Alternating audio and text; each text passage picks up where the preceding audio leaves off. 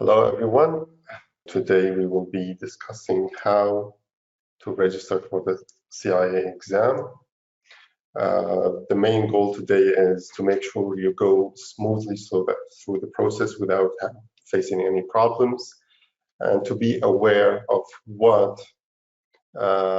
let's say, problems or questions you need to answer, what you need to prepare before you start the process.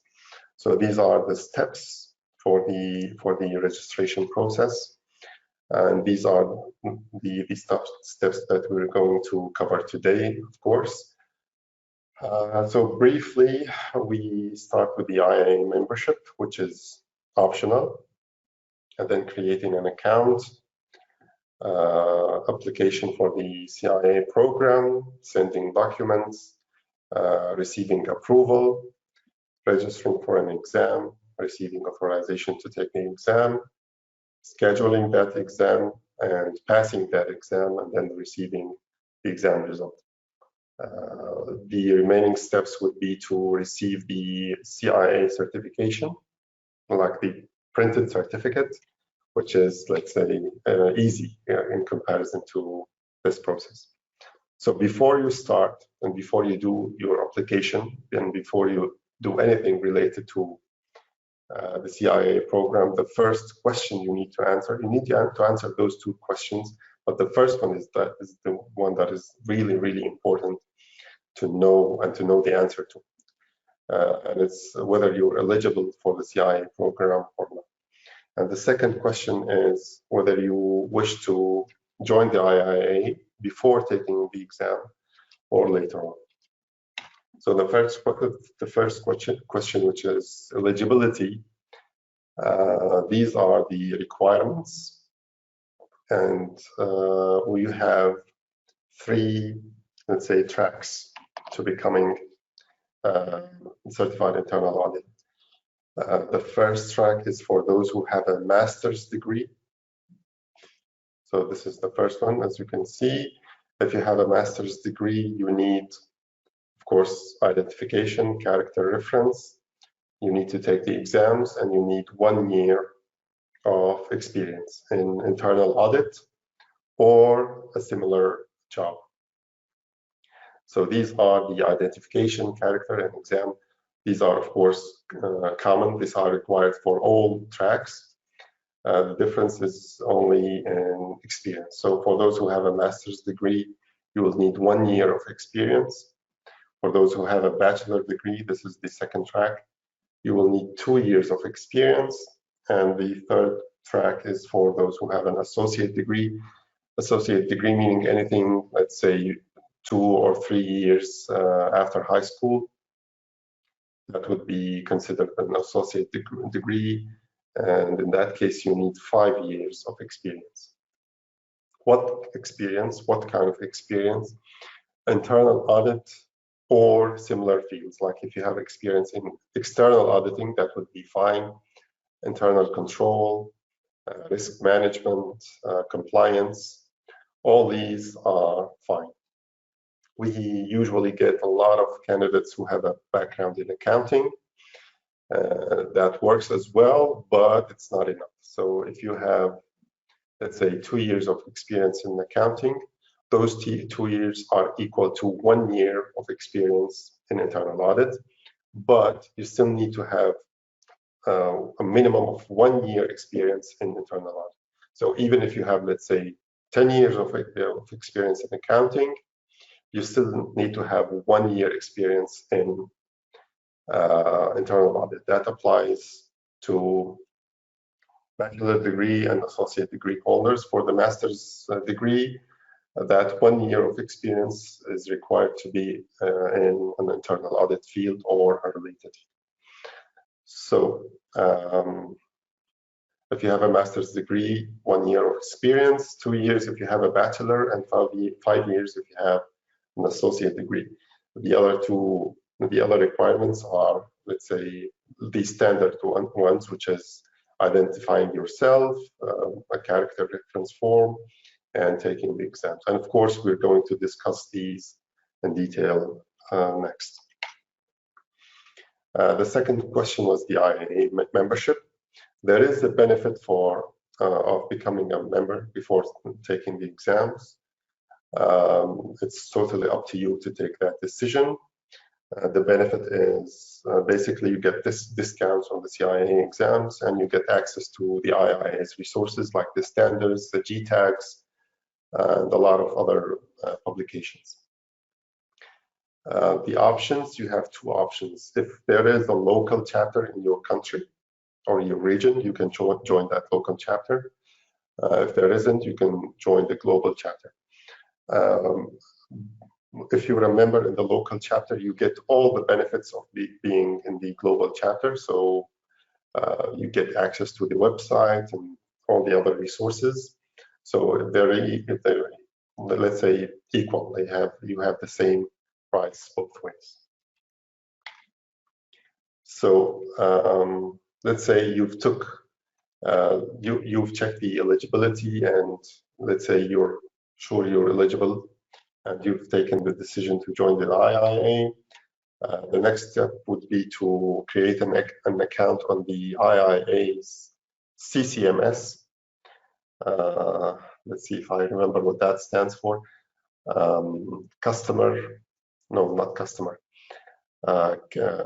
Certification Candidate Management System. So CCMS, Certification Candidate Management System. It's a system for managing the all certification programs that are offered by the IIA. So not only the CIA.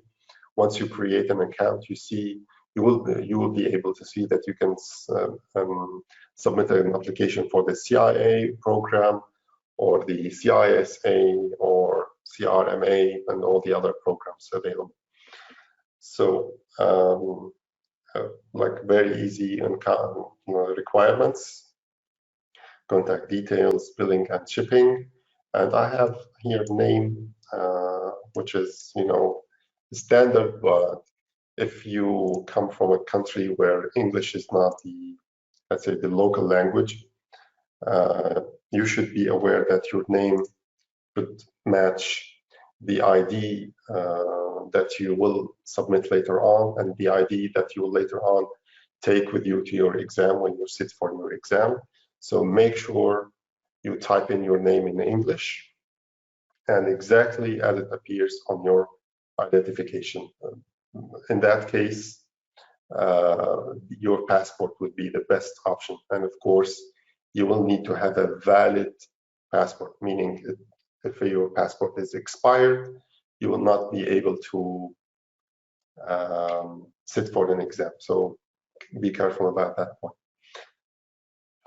So after creating an account on the CCMS, the next step would be to submit your CIA application, which means you have to pay the application fees. It's just one simple step in which you agree to the terms of the CIA program, like the code of ethics and all the other requirements. You agree to these, and you pay the exam fees, which are 115 for members and 230 for non-members. And this is the membership fee in the US, which might be different from one country to another. It's different. Let's say in some countries it might be $50, $100. So check with your local chapter before you, let's say, subscribe for a membership. The next step would be to submit documents. At a minimum, you need to submit those two. So you need to submit identification and character reference form. Identification, it could be your ID, your passport. These are, let's say, the two standard options, your driver's license. So anything issued by the government and has a photo identification. It has a photo of you in it, and it should be valid. It should be within its validity period. So that's the identification. You will need to upload a scan of that document to the CCMS. and you usually receive a confirmation that they have received it and approved it within 24 to 48 hours. And then the second form, or the second document, is the character reference. We still use terms like document. It's actually not a document. It was a document. When I submitted my application, it was a document. I think it's in the next slide. We used to download this PDF document from the IIA's website. Sorry, and fill in these details. But now you don't need to go through all of that. It's just a form that you fill in the CCMS system.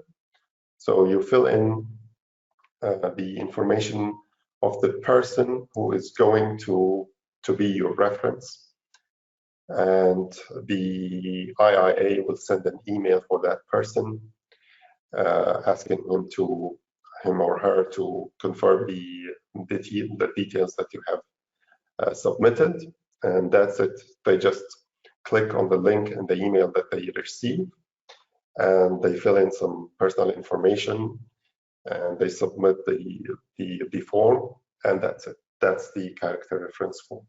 So who can be your reference? Actually, we can find that information here in the form. Your reference person could be anyone with a CIA designation, or anyone holding any designation issued by the IIA. These are some examples here: CCSA, CFSA, CRMA, or it could be your supervisor. So your supervisor at work could be your reference, and that is usually the standard option and let's say the easiest option. If you are still a student at university and you are applying for the CIA program as a student, then your professor, one of your professors at the university, could be your reference. If you have graduated your university and you're not applying as a student, this does not apply to you. So this only applies to university students. So let's go back. Identification, as we said, this is the ID or the passport. The character reference form is just a form that you need to fill in from the CCMS, and then the reference person will have to complete some information in the through the link that they receive in the email. Usually they receive it within like 24 to 48 hours. So if you're going to put, let's say, your boss as your reference, you need to inform him so that he, looks up the email in his inbox within those 2 or 3 days. So these are the minimum documents that you need to send. You don't need to send anything related to your education or work experience at this point. But if you already have covered these, if you have these ready, it is better to send them now so that you make sure they got accepted by the IIA and they approved them. So you avoid problems in the future. So if you have already graduated from university, you can send your certificate, your transcript, either your certificate or your transcript. You need to send a copy, like upload a copy of your document to the CCMS. And please make sure you do this in one file. So one file. Do not send several documents. Do not send it in, like if it's your transcript and your transcript is let's say 5 pages, you need to have those 5 pages in one PDF file. So one PDF file. If your document, let's say certificate is not in English, you will need to translate it. You will need like a notarized translation of your document. and that's it. You need to send a copy of the original and a copy of the translation. Of course, both in one file, in one PDF file, uploaded to the CCMS. Again, for the education, you usually get a confirmation within 48 hours. You will get a note, like a prompt telling you that you should receive the confirmation within 10 days, but it's usually 48 hours. Work experience, the same thing in that it's a form that you have to fill in. You don't need to bring any documents from your work, from your company, or the company that you work for. You just need to provide some details. This is the outdated experience verification form. If you see the section here, at that time, we used to fill in the name of the organization, the title, the industry, and what our job duties were. And this gives us a pretty good idea of what experience is, let's say, accepted. So if your work includes tasks related to internal audit, quality assurance, risk management, audit assessment disciplines, compliance, external audit, internal control, these are all accepted. So any job in any of these fields would be accepted. You will need to fill in the name of the organization and what your title was, and the dates when, of course, the dates when you started working in that job and when you finished. If you're currently in that position, there should be a tick for that as well.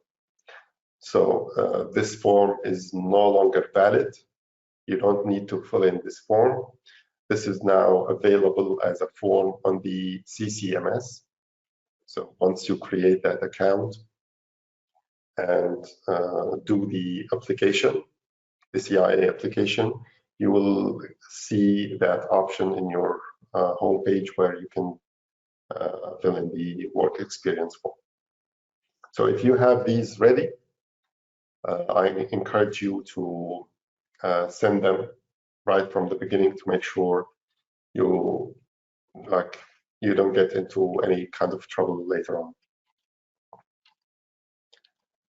The next step would be to register for an exam, and these are the exam fees for members and non-members.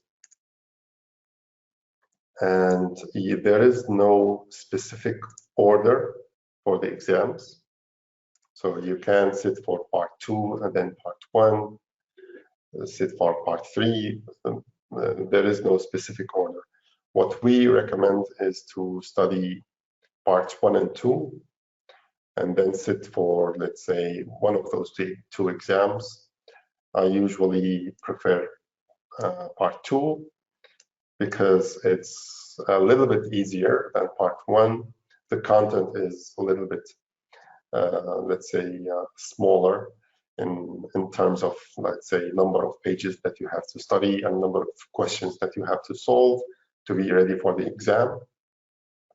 And once, let's say, you've passed part 1, part 2, passing part 1 would become easier.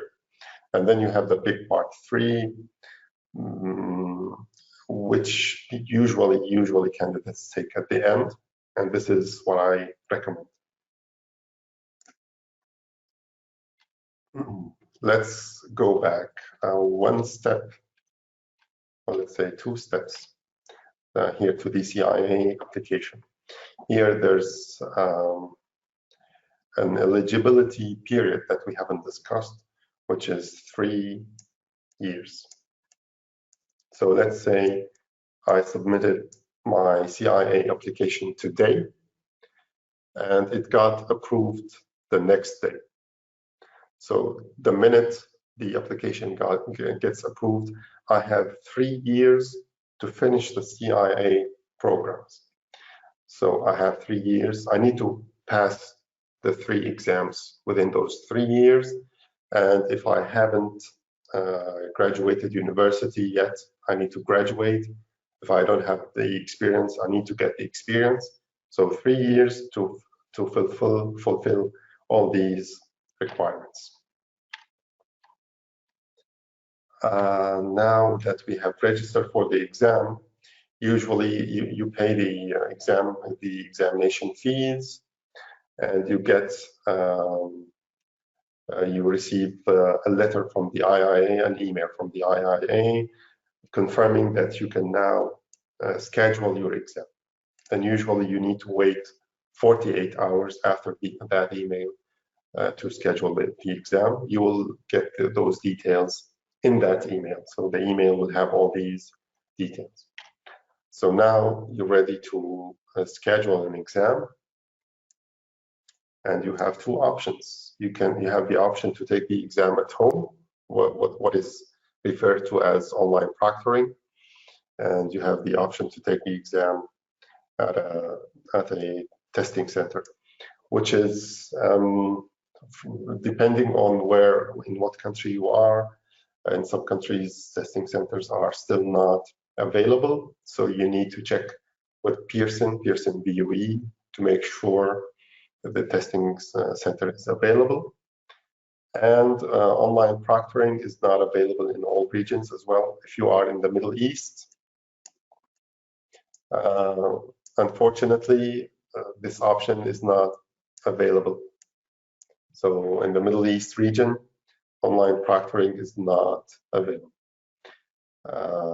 Other places, as far as I know, in other places it is available. Me personally, I would prefer to take the exam at a test center, because the number of variables that could go wrong if you're taking the exam at home is pretty large. There is a lot of risk. For me personally, I would prefer to go to a test center where there is, like, let's say, a proper exam environment. I don't have the risk of, let's say, losing my internet connection, losing power, my computer breaking down, my neighbor deciding to start drilling holes in the wall behind me. A lot could go wrong if you're doing the exam from home. So the first question is for you is whether you want to take the exam at home or at the test center. And then you need to decide if you want to take it at the test center, where that test center is, the exam date, and the exam language. You have 6 months. If I'm wrong, correct me, Saucer, on this. Let's say from the time you have paid the exam fee, you have 6 months to take that exam part. So it's not like it's any time of the week, like any day of the week, you can schedule your exam, as long as it's not like a public holiday. And the deadline is, let's say, 6 months from the date of receiving the confirmation that you can sit for the exam. So you need to select the exam date within 6 months of the date in which you applied for the exam, and you need to select the exam language. If you're taking the exam in English, you will be viewing the questions in English. If you take the exam in any other language, you will have the option to see the questions in English and in that other language, let's say, whether it's Turkish, Russian, I don't know, any other language. You will have still the option to view the questions in English, but not vice versa. If you choose English, you will only be able to see the questions in English. So you have 100 questions for parts 2 and 3, and 125 questions for part 1. and these are the times for the 3 exams. The exam could be a little bit stressful at the beginning, like the first 10 minutes could be a little bit stressful, but that's okay. That's normal. Just try to keep your calm. Try to answer whatever questions you know. If you don't know the answer to the question, skip it. Manage your time properly. If you are well prepared in terms of content, if you understood the content and solved, let's say, a lot of practice questions, and you manage your time properly during the exam, your chances of passing are, let's say, pretty high. So once you finish your exam, you get at the exam center, you get an unofficial score. So they tell you if you have passed or failed the exam, but that result is not final. You should receive the final result usually 24 to 48 hours after the exam. Usually they have to go through the examination. They have to see the report from the testing center to make sure everything went well during the exam, there are no problems, and then they confirm your exam result. The passing score is 600 out of 750, which is between 70 and 80%. How come this translates into this? The CIA is what they call a scaled score exam. Scaled score meaning they take into account how difficult the exam is. For example, I could go and sit for part 1 exam and get relatively easy questions. So I will need to score around 80 to pass the exam. Okay. Now I go to sit for part 2 and I get relatively difficult questions. In that case, if I answer 70% of the questions correctly, I will pass the exam. So they take difficulty level into consideration when calculating your exam result. So to be safe, our recommendation is to target 90 or even 95 on the mock exam when you're doing mock exams.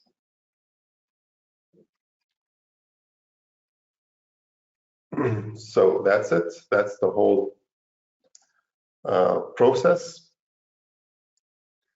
And here we see it again. So let's review the whole process again. I'll give you a minute to see it.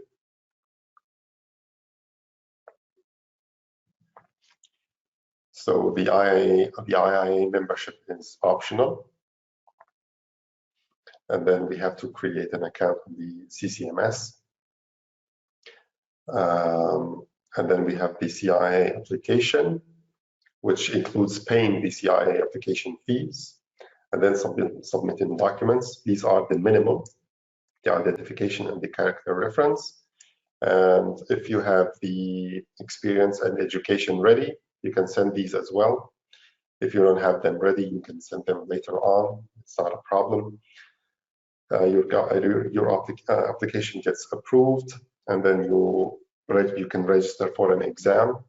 Actually, you don't have even the option, like if you log into CCMS and you haven't submitted an application, you can't see the option to register for an exam. Once your application gets approved, you will see that option in your account. So you select the part you want to sit for, you pay the examination fees, you get authorization, and then you need to schedule your exam, as we said, within 6 months of paying the examination fees. Sorry. sit for your exam, and then receive the exam result. In case you fail an exam part, you will need to wait 60 days. 60 days. So let's say you failed part 1, or let's say I failed part 1. Today, I will need to wait 60 days to sit for part 1 for the second time. During those 60 days, I still can sit for part 2 or part 3. That's not a problem. But for part 1, I will have to wait for 60 days. And that's it. Once you have passed the 3 exams, you can, there is a form that you can fill in on the CCMS, which includes your name, like how you wish your name to appear on the certificate. And if you want to get a printed certificate, you will need to pay some shipping fees, shipping and printing fees. And you usually receive it by mail within like 3-4 weeks. And they have a faster service if you want to get it faster than that. And that's it. You are officially certified internal auditor by that time. So the process in general is, let's say, it's not that complicated. It's straightforward. At the time when I applied for the exams, when we had to fill in forms, it was a little bit more complicated. The portal where we used to upload documents was a little bit difficult to deal with. Now it's, let's say, easier in general. You do everything from the CCMS. It's all clear. It might be a little bit like what I have noticed from using it in the last couple of weeks. If you have a small screen, like a device with a small screen, like from your mobile phone, it's not that mobile phone friendly, or let's say it's not that small screen friendly. So it's really better if you do these from a laptop or a desktop.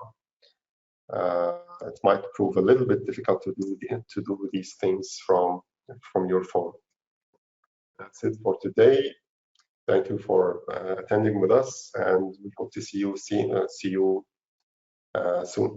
Bye-bye.